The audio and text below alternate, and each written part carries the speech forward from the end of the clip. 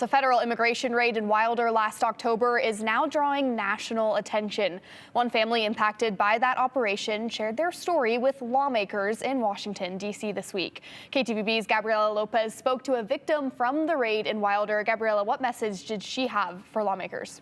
Yes, Abby, at a forum titled How Trump's Immigration Agenda Endangers Children, Annabelle Romero, a U.S. citizen and mother of 3, testified before members of the United States Senate, sharing the fear and uncertainty she says her family faced that afternoon at La Catedral racetrack.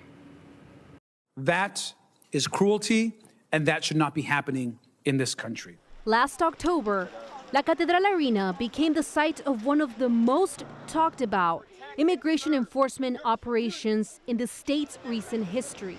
And for one family, life has not been the same since. Earlier this week, Annabelle Romero and her 3 children sat before members of Congress in Washington, D.C. at a forum examining immigration enforcement tactics across the country. I wanted to attend the forum just to kind of get my story out there and let everybody know that it's not a lie, that it's true of what's going on. Children are being victims of ICE. During the forum, lawmakers heard graphic details about what Annabelle and her children experienced that Sunday afternoon at La Catedral Arena. You were in Idaho at a horse race with your kids, and is it correct that ICE officers then came up to you and said that they would blow your head off? That is correct. That's the exact language they used? No, they used, we're going to F and blow your head off. That's just disgusting. Lawmakers also pressed Annabelle on how agents handle her children, specifically her 14-year-old daughter, who was forcefully zip-tied. They didn't care what trauma they caused my children. She fell, she got dragged out, she got pointed guns at her.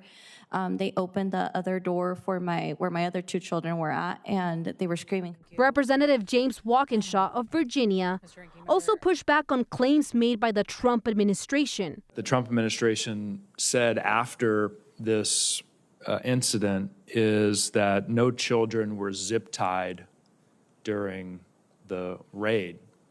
And we've heard the Trump administration lie time after time after time after these incidents, and courts have found them to have lied. And Senator Richard Blumenthal of Connecticut, who organized the forum, was direct about who the people sitting at the table were. Every witness here is a United States citizen.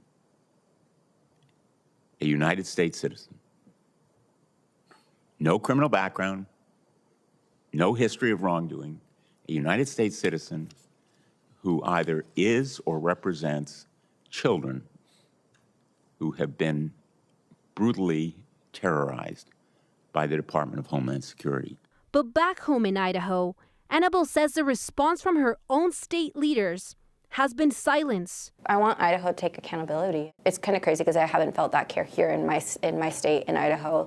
The governor hasn't even reached out to say apologize. I haven't gotten any apologies from anybody here in my state. I've gotten apologies from other states instead of ours. After everything her family experienced, Annabelle says she no longer knows what being American really means. I feel like there's no benefit of being an American citizen, honestly. Like, as I got treated like I wasn't, I felt like ashamed, basically, to even be an American citizen because they didn't respect that. She has a message for others in the community. Don't be afraid. We've already been through the worst. I will be speaking not just for my family, but for everybody.